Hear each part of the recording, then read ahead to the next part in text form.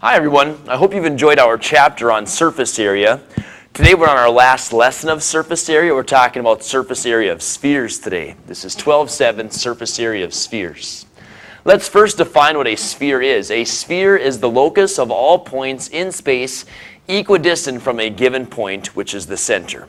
So if we take the center, in our case on our sphere here, it would be sphere D, and we draw a segment from the center to any part on that sphere, we would call that the radius.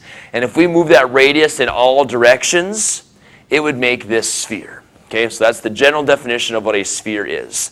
Let's label certain parts of a sphere. You, again, probably have a lot of these already memorized, but there's maybe one in particular that you haven't gotten to yet. So the segment from F to G, this is called a chord of the sphere. And segment AB, this solid pink line right here, this is also a chord, but it's a special chord. It's called the diameter. It's the longest distance that goes through the sphere, so that's called the diameter. This arrow right here is pointing to the center of the sphere, and again, a sphere is named by its center, so we would call this sphere D. Segment, or I shouldn't say segment, a line GH, or JH rather, JH. This is a tangent line because it touches the circle at once and only one point. Segment DC, this one is pointing to the radius of the sphere. And the radius again is the distance from the center of the sphere to any point on the sphere. I believe that covers all the ones that you've learned before. Now this blue arrow, now red arrow I guess, is pointing to the area that goes around the circle. It's the biggest area that you can make. It's called the great circle. What I kind of like to refer to this as, it's like the equator of our Earth. Okay, it is the longest distance around a sphere, and that's called the great circle. Okay? All right, what would this be called? When you take a sphere and you slice it in half, when you take a circle and slice it in half, that's called a semicircle. So sometimes people call this a semi-sphere. Close. When you take a sphere and cut it in half, we call that a hemisphere. So this is called a hemisphere. We get to an example problem here. It says in the figure, O is the center of the sphere, so we'd call this sphere O. And plane P kind of cuts the sphere. It intersects it in a circle, and that's called circle R. So now if OR is 6 centimeters, right there, and OS is 14 centimeters, find the length of segment RS. So find this segment right there. You might be able to guess how to find this. You might guess that this angle is 90, and if you did guess that, you would be correct. If you take the distance from the center of a sphere to the center of a circle that also has a point on the sphere that lies on the circle, that angle is 90 degrees. So now because it's a right triangle, we could use the Pythagorean theorem as we have used so many times before in this class. 6 squared and x squared are the legs of my right triangle, and 14 is my hypotenuse. So 14 squared goes on the right side. Solving for x here, we would get 36 plus x squared equals 14 squared, which is 196. We'll subtract 36 to get x squared by itself, and x squared equals 160. To solve for x, we would have to square root both sides, and if you square root 160, you would get an irrational decimal answer that goes on forever. So let's keep our answer in terms of a radical. Let's just reduce this radical. It would be the square root of 16 multiplied by 10. And then the square root of 16 is 4. Root 10 has to stay underneath the radical. So x equals 4 multiplied by the square root of 10 centimeters. All right, now let's get to the fun stuff. The surface area of a sphere. The surface area of a sphere has a certain formula, and it is 4 pi r squared. That's how you find the surface area of any sphere. It is 4 pi r squared. Now remember the area of a circle. The area of a circle is pi r squared. So what happens basically is that there are 4 circles that go around a sphere. There are 4 circles that go around a sphere, and that's how we get the 4 pi r squared. And how about this one? What's the surface area of a hemisphere?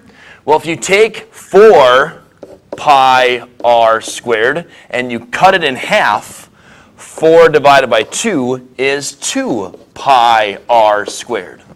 And that takes care of all this, okay? Half of a sphere is the hemisphere, so that would be 2 pi r squared. However, if there is also a flat surface on top, if it's like a bowl and it's hollow, now it's 4 pi r, or it's 2 pi r squared. But if you have another surface right here, that adds the area of another circle, right? And the area of a circle is pi r squared.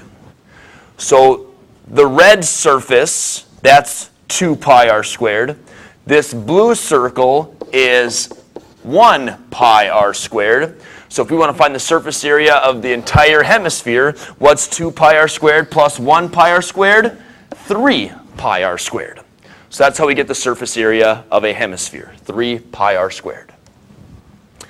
All right, if my basketball was getting a little bit old, whatever, and I wanted to re-leather it, how many square inches of leather would I need?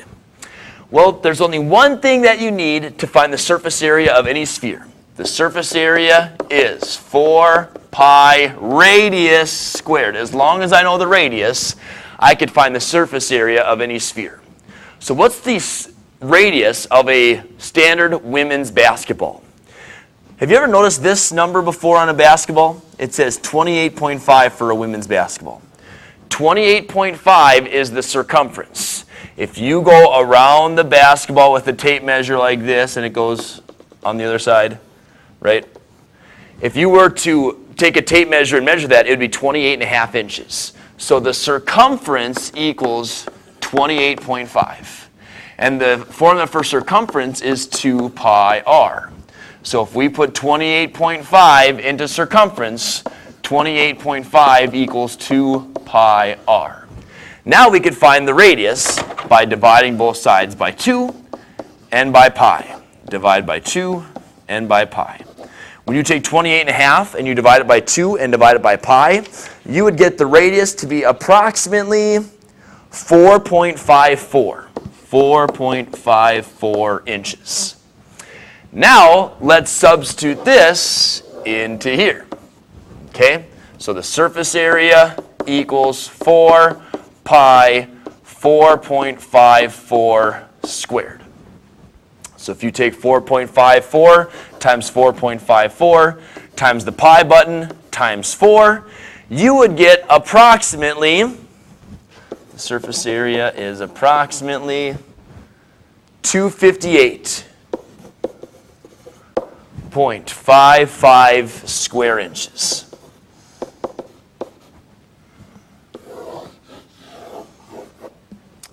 All right, on the next one. This one, it says, find the surface area of a sphere that has a great circle with an area of 38 inches squared. So remember, class, the great circle is the area of the biggest circle that can be made when a sphere is cut. And that would equal pi r squared. 38 is the area of the great circle. And the area of any circle is pi r squared. And remember our surface area formula. Our surface area formula is 4 pi r squared. So 38, everybody, is 1 pi r squared. I could substitute that into this pi r squared. If pi r squared equals 38, then this pi r squared equals 38. So it's really quite basic on this one. The surface area for this sphere that has a great circle area of 38 is 4 times pi r squared, or 4 times 38. So if you take 4 times 38, you would get 152 square inches. That is our surface area. Remember, a sphere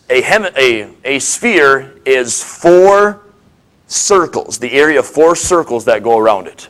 So if one circle is 38, all you got to do is multiply it by 4. Last one for the day. Find the surface area of the hemisphere with a radius of 3 feet. So notice it says hemisphere. If it's hemisphere, the surface area of a hemisphere is not 4 pi r squared, it is 3 pi r squared. Okay? So the surface area equals 3 pi, the radius, 3 squared.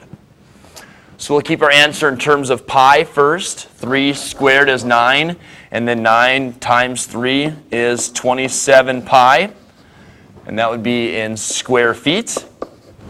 Or if we wanted to approximate, 27 times the pi button is 84.82. 84.82, again, feet squared. And that concludes our lesson on surface area. We're going to be having a test coming up soon. So if you have any questions, be sure to ask sometime soon.